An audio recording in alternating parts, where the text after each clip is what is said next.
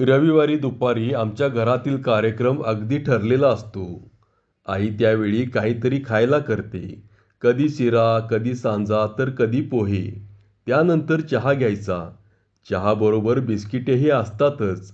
मग गप्पा होतात. या कार्यक्रमाला आम्ही घरातले सगळे हजर असतो. आई चुलीशी काहीतरी करीतच बसलेली असते. अक्का स्वयंपाकघरात बसून वेणीफणी करीत असते. मग राहिले कोण? मी आणि बाबा. मी काय, स्वयंपाकघरातून वास आल्याबरोबर पळत येतो आणि पाटावर येऊन बसतो. येऊन जाऊन बाबाच काय ते लवकर येत नाहीत. जाड चष्मा लावून उगीचच आपले टेबलाजवळ बसून काहीतरी करीत असतात. लवकर येता येत नाहीत. आम्ही कित्येकदा तरी हाका मारतो, पण हालतच नाहीत. मग आई मोठ्यांदा ओरडते. किती मेलं पुस्तकात डोकं खुपसून बसायचं ते. पुस्तकं झिजली की आता. उठा.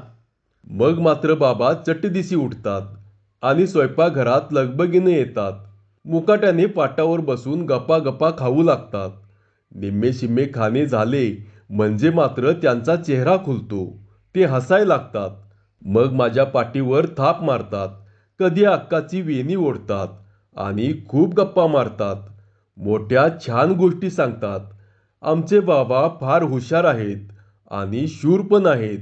ते आम्हाला स्वतःच्या अनुभवाच्या, भूताखेतांच्या, चोरांच्या गोष्टी सांगतात. एक एक भयंकर असतात बुवा. आपण तर अगदी गुडूप भिवूनच जातो.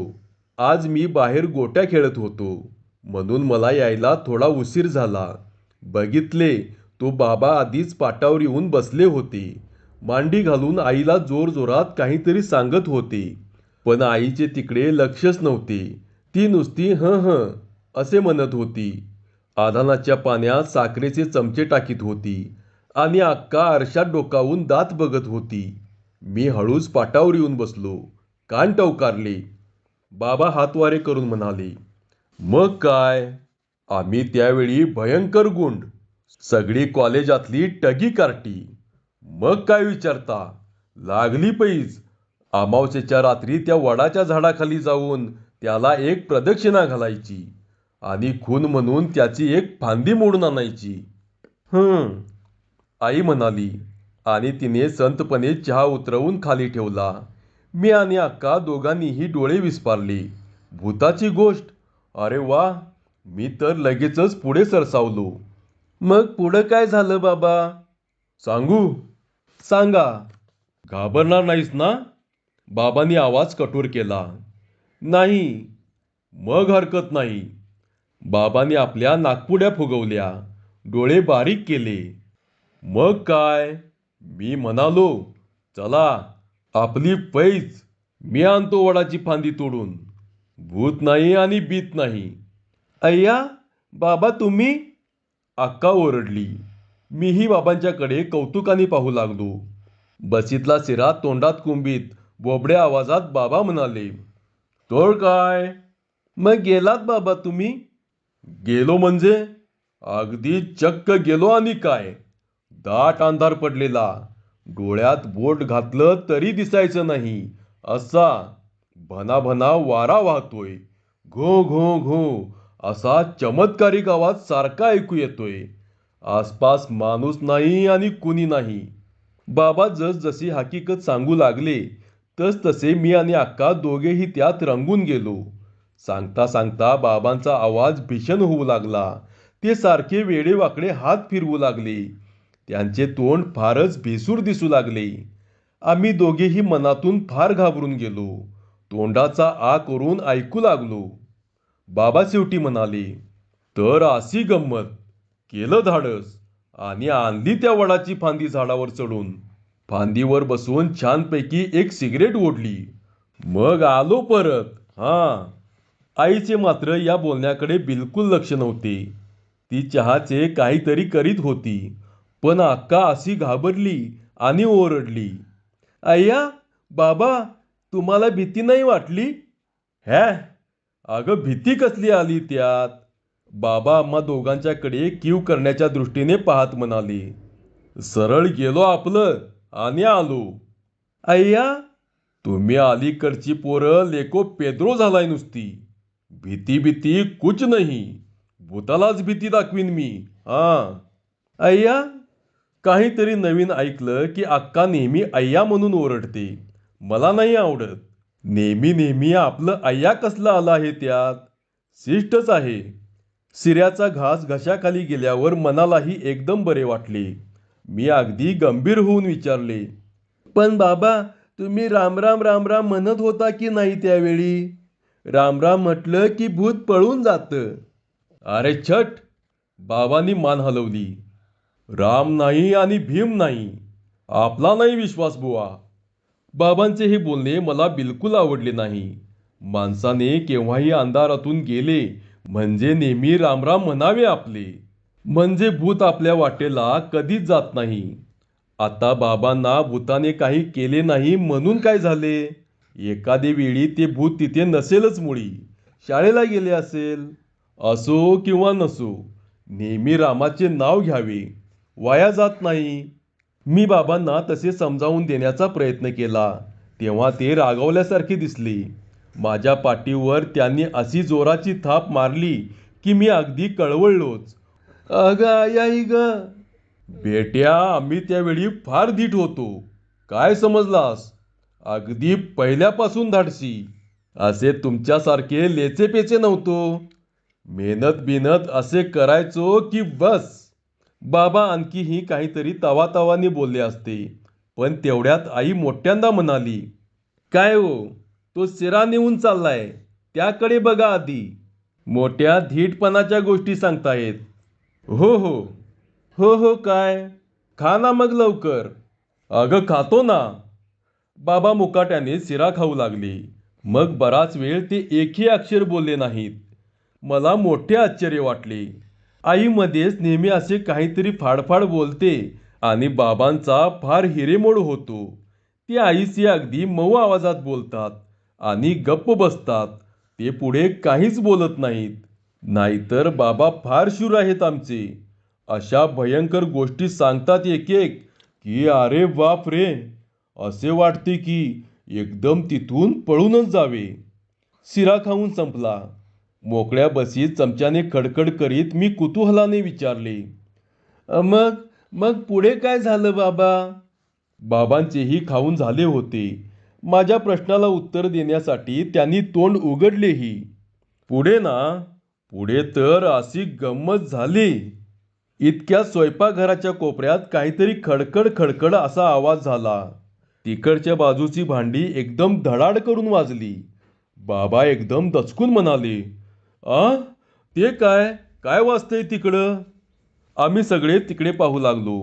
चहा कपात भरता भरता आई संतपणे म्हणाली, अहो असेल काहीतरी उंदीर बिंदीर. उंदीर? बाबांचा चेहरा किंचित बदललेला दिसला. उंदीर असेल नाहीतर मांजर असेल. तुम्ही चहा घ्या. चहा घेतो, पण उंदीर? तेवढ्यात पुन्हा खडबड झाली. दुपत्याच्या कपाटाजवळ एकावर एक पालथी घालून ठेवलेली भांडी एकदम कोसळली. धडाड धूम असा मोठा आवाज झाला. आणि काय झालं हे कळायच्या आतच या भांड्यातील एक रिकामा टोप हवेत उंच उड्या मारताना दिसला. बाबा एकदम माझ्याजवळ सरकले. म्हणाले, अरे बाप रे. अक्का तर एकदम लांबच पळाली. लांबून ओरडली, अय्या, हे काय? आई मात्र जागेवरच उभी राहून सर्व बघत होती. पण तो टोप पुन्हा एकदा हवेत उंच उडाला आणि दानदिशी खाली येऊन आदळला. तेव्हा मात्र तीही भिवून मागे सरकली. आश्चर्याने त्याच्याकडे पाहत म्हणाली, अगं बाई, ही काय गंमत? तेवढ्यात ते भांडे पुन्हा एकदा वर उडाले आणि खाली आदळले. नंतर एकदम बाबांच्या दिशेने धूम पळत आले. ते पाहून मला फार मजा वाटली. बाबांनी मात्र टुन्न दिशी पाटावरून उडीच मारली. उभे राहून ते बेसूर सुरात ओरडले, अरे बाप रे, ही काय भानगड आहे बुवा? तेवढ्यात मला एकदम दिसले. अगदी छान दिसले. मग मला हसायलाच आले. मोठ्यांदा आईला हाक मारून मी म्हटले, अगं आई, मांजर आहे ते. मांजर? अगं मांजर अडकलंय त्या टोपात. त्याचं डोकं अडकलंय बघ, म्हणून ते उड्या मारते सारखं.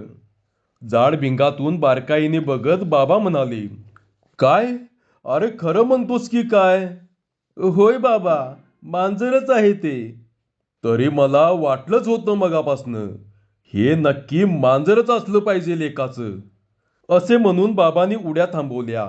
ते पाटावरच शूरपणे उभे राहिले. मांजराकडे आश्चर्याने पाहू लागले. आक्काही मग थोडीशी जवळ आली. मान तिरपी करून ती पाहू लागली. अय्या, अरे खरंच की विन्या, मांजरच आहे मुळी हे. आई मान हलवून म्हणाली. तर काय, दुधाच्या वासानं मेल्यानं आत डोकं घातलं वाटतं. आता बसलं अडकून. छान. आई हसू लागली. आई हसते हे बाबांनी एकदा नीट निहाळून पाहिले. मग तेही हसू लागले. आम्ही सगळेच हसू लागलो. हसता हसता त्या उडत्या टोपाकडे पाहू लागलो. मी थोडेसे पुढे जाऊन वाकून पाहिले. त्या मांजराचे डोके आणि निम्मी मान आत गेली होती. आत ते खुडूम खुडूम करीत होते. डोके बाहेर निघावे म्हणून टोपासकट ते सारखे टनाटन उड्या मारीत होते. पहिल्यांदा नीट दिसले नाही. त्यामुळे वाटले की टोपच नुसता आधांतरीवर उडतो आहे. टनाटन टनाटन. मायाबाजार सिनेमासारखा. मी आणखी पुढे जाऊन बघणार होतो तेवढ्यात आई ओरडली. विन्या. त्याबरोबर मी थांबलो. कार्ट्या मरायचं आहे का? पुढे नको जाऊस. ते बोचकारील तुला. अगं नाही बोचकारीत. मी पुढे जाऊ लागलो. तेवढ्यात बाबांनी मला खस्सदिशी मागे ओढले. गाढवा, आईने सांगितलेले कळत नाही का? फिर माग. मला असा राग आला आईचा आणि बाबांचा. पण काय करणार? मुकाट्याने बाजूला जाऊन उभा राहिलो. कपाळाला आट्या घालून कुणाचेही न बोलता उभा राहिलो. मग आई कमरेवर हात ठेवून म्हणाली, मांजराला काढलं पाहिजे लवकर, नाहीतर आपटून आपटून टोपाला पोचे येतील. बाबा जरा घुटमळले. घसा खाकरून म्हणाले, काढायला कशाला पाहिजे? निघेल आपोआपच थोड्या वेळानं. मी सांगतो. अहो तसं कसं निघेल?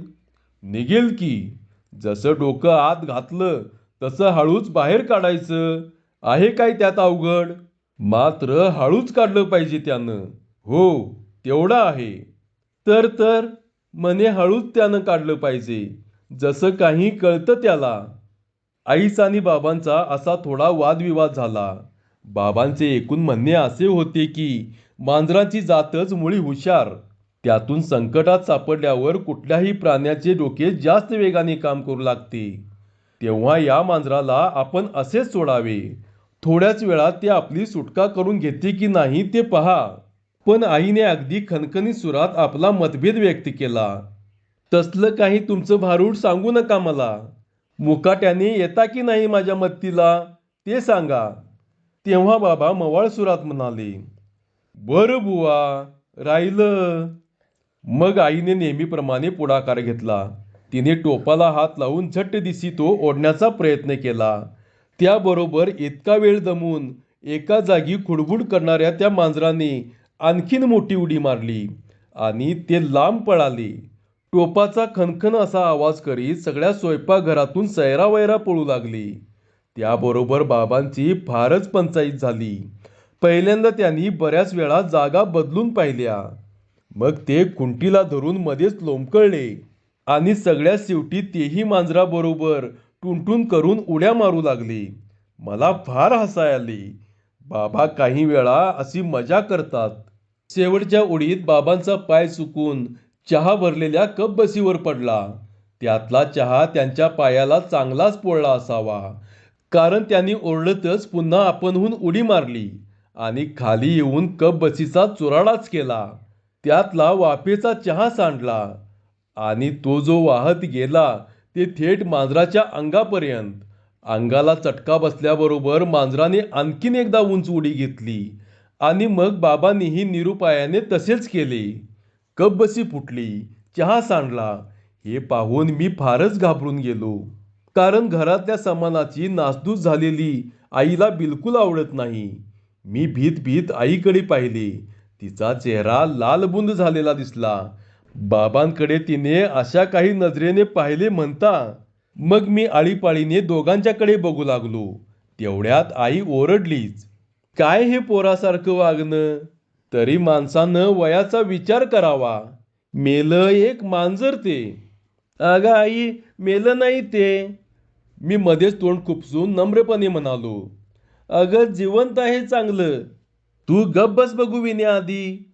आईने डोळे मोठे केले. मध्येच नाक खुपसायची भारी घाणेरडी सवय लागली तुला. यात माझी काय चूक झाली ते मला कळले नाही. मांजर लेकाचे जिवंत होते. सारखे उड्या मारीत सबंध स्वयंपाकघरात पळत होते. आणि आई म्हणते ते मेले. वा रे वा. अगं नाही आई, खरंच. अरे तू गप्प बस आधी. आईने पुन्हा धमकावले. तेव्हा मी पुढे बोललोच नाही. निमूटपणे उभा राहिलो आणि चुपचाप पाहू लागलो. नको बोलूस तर नको. राहिले. मग आईने भराभरा हुकूम सोडायला सुरुवात केली. अक्का, तू धर त्या मांजराचे पाय आणि तुम्ही धरावं त्याच्या मानेपाशी. मी इकडनं टोप धरते. दोन्हीकडून ओढूया. पण आईने एवढे सांगूनही अक्का मुळीच जवळ आली नाही. उलट लांब दारापाशी जाऊन उभी राहिली. एक वेणी पुढे ओढून ती उगीच सोडू लागली. मी नाही धरत मांजराला. मला बाई फार भीती वाटते. हा सगळा संवाद होईपर्यंत बाबा भाजलेला पाय उचलून त्यावर फुंकर घालीत होते. सारखे मांजराच्या हालचालीवर लक्ष ठेवून होते. ते म्हणाले, हॅट, भ्यायचं काय त्यात? जा, धर जा. मी नाही बाई. अगं ते घाबरलेलं असतं यावेळी. काही करायचं नाही ते. जा, धर त्याचे पाय. मला भीती वाटते. अक्काचे आपले बरे आहे बुवा. मला भीती वाटते असे म्हटले की झाले काम. नेहमी अक्की तशीच करते. काय भितात मांजराला या मुली बुवा? काय आहे त्यात घाबरण्यासारखे? भित्री बागूबाई कुठली? लगबगीने मी 2 पावले पुढे येऊन आईला विचारले. आई, मी धरू का ग मांजराचे पाय? काही नको. तू देवासारखा गप्प बाजूला उभा राहून पहा. तर काय? बाबा म्हणाले. त्यांनी मान हलवली. मग आईकडे तोंड करून ते बोलले. भ्यायचं काही कारण नाही. नीट धर पाय. मी ओढतो इकडनं थोडं. काही नको. तुम्हीच धरा पाय. मी भांड धरते. आई ठसक्यानं बोलली. अगं पण ते काही नाही. बाबांनी बराच वेळ खटपट केली आणि आईला सांगितले की मांजराचे पाय धरण्याचा मोठासा मुद्दा नाही. पण मांजर बायकांना काही करत नाही. उलट पुरुषांना मात्र ते चांगलं ओरबाडते. त्या दृष्टीने मी टोप ओढतो. तू पाय ओढ. पण आईने निश्चयाने मान हलवली. हां, एवढे पाय धरता येईनात होय तुम्हाला? कमाल आहे बाबा या माणसाची. मग बाबा मवाळपणे म्हणाले. बरं बुवा, धरतो मी पाय. हा सगळा वादविवाद होईपर्यंत मांजर सारखे उड्या मारीतच होते बरं का. टोपासकट उंच उडी मारून खाली आदळत होते आणि धूम पळत होते. कधी इकडे तर कधी तिकडे. स्वयंपाकघरातली सगळी भांडी त्याने उलतीपालती केली होती. धडाधड आवाज निघत होते. एखादी घंटा वाजावी ना, तसेच सारखे काही ना काही वाजत होते. चहा सांडून त्याचे ओघळ मोरीपर्यंत गेले होते. शिऱ्याचे पातेले एका बाजूला कलंडून शिऱ्याचा अर्धा ढीग बाहेर सांडला होता. तिकडे बघून आई सारखा सुस्कारा सोडत होती. तिचा जीव अगदी तिळतिळ तुटत होता. हे मला स्पष्ट दिसत होते. उड्या मारता मारता मांजर आता मोठ्यांदा गुरगुरत होते. त्याने नखे बाहेर काढली होती. मला वाटले की जवळ जाऊन त्याची नखे मोजावीत. पण आईचा चेहरा पाहून मी बेत रद्द केला. हळूच बाबांच्याकडे पाहिले. ते डोळे बारीक करून या प्रकाराकडे लांबूनच पाहत होते. त्यांचा चेहरा जरासा गोरामोरा झाला होता आणि भूताखेताची गोष्ट सांगू लागले म्हणजे आमची तोंड जशी होतात ना, तसे त्यांनी आपले तोंड केले होते. ते कसल्या तरी विचारात पडल्यासारखे दिसत होते. तेवढ्यात आई पुन्हा ओरडलीच. अहो धरा ना पाय लवकर. काय चालवली पोराटकी ही? हो हो. एवढे बोलून बाबांनी पुन्हा एकदा चमत्कारिक दृष्टीने मांजराच्या हालचालीकडे पाहिले.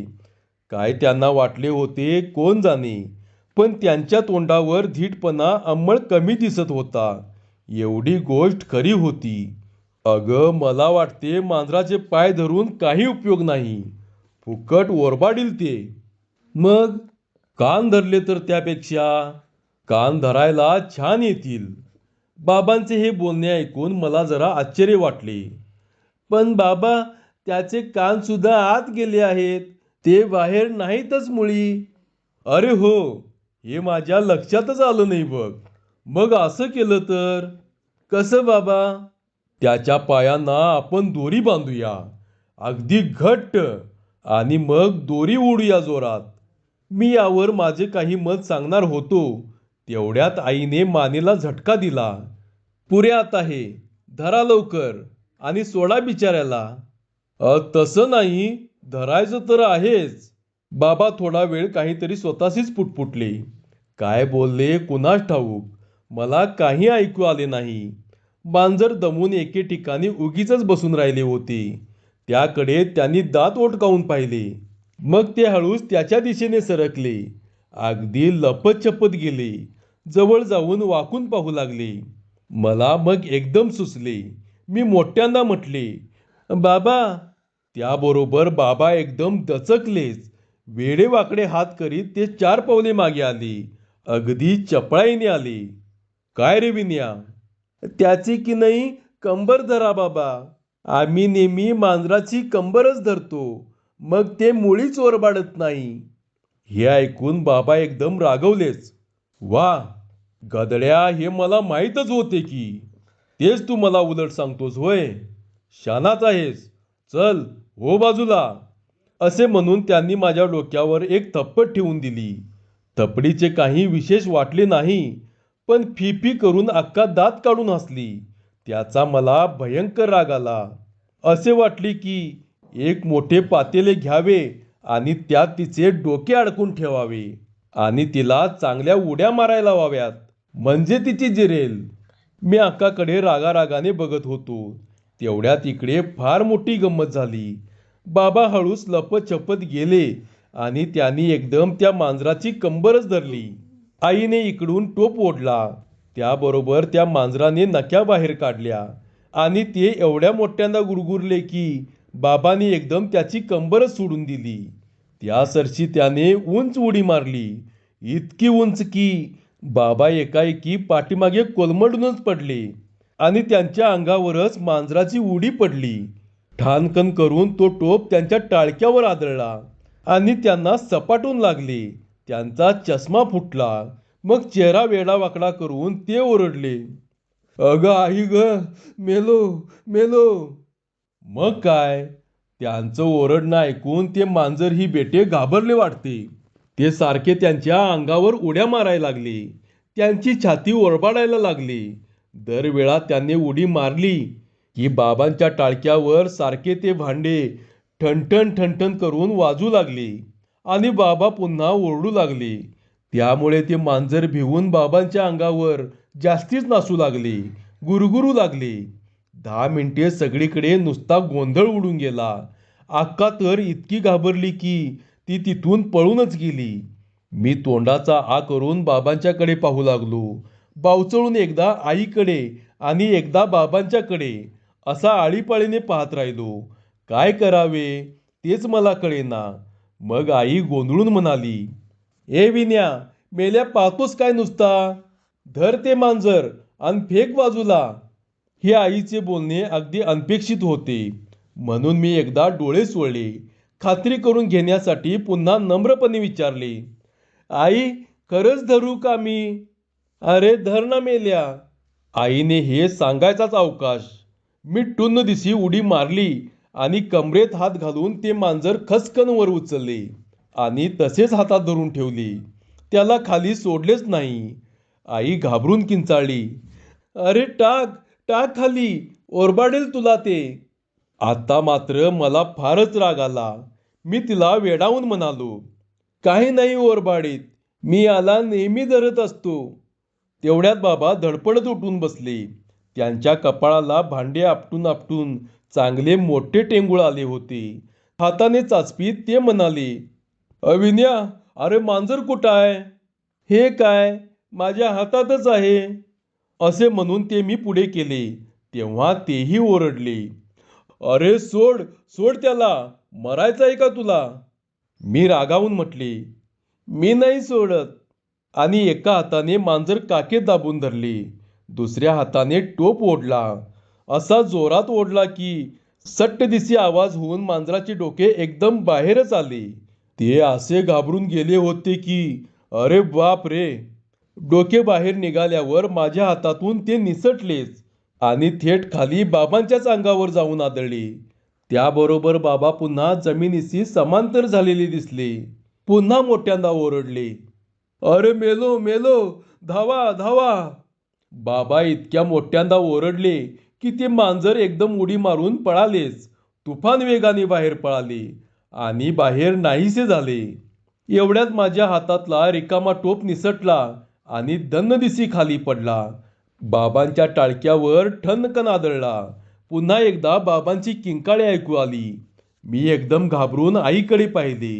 ती खुदू खुदू हसत होती. मी तिच्याकडे पाहतोय हे लक्षात आल्यावर ती हसायची एकदम थांबली.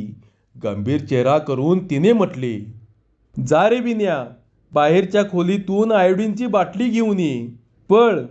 संध्याकाळी कपाळावरच्या टेंगळाला रबरी पिशवीने शेकत शेकत बाबा म्हणाले, विन्या, तू गैरसमज करून घेऊ नकोस हं. आता आजचा प्रकार सोड, पण कॉलेजमध्ये असताना मी फार गुंड होतो. अति धाडसी, भयंकर बेरड. काय समजलास? तुला त्या वेळची एक गोष्ट सांगू का? गोष्ट? मी उत्सुकतेने मान हलवली. पुढे सरकलो. डोळे विस्पारले. कसली गोष्ट बाबा? भूताची? हॅट. बाबा सिनेमातल्या दुष्ट माणसासारखे तोंड करून म्हणाले, भूताची गोष्ट काय घेऊन बसलास? अरे एकदा आमच्या खोलीत वाघ शिरला होता, वाघ. खरंच बाबा? मग काय सांगतो तर. पण सांगू ना तुला? हां हां, सांगा बाबा. भिणार नाहीस ना अजिबात? नाही. शाब्बास. असे म्हणून बाबांनी पुन्हा एकदा कपाळावरचे टेंगूळ चाचपून पाहिले. मग मोठे मोठे हातवारे करून ते वाघाची गोष्ट सांगू लागली. सांगता सांगता त्यांचा चेहरा भेसूर दिसू लागला. आवाज भीषण होऊ लागला आणि धडधडत्या छातीने मी ती भयंकर गोष्ट ऐकू लागलो. धन्यवाद.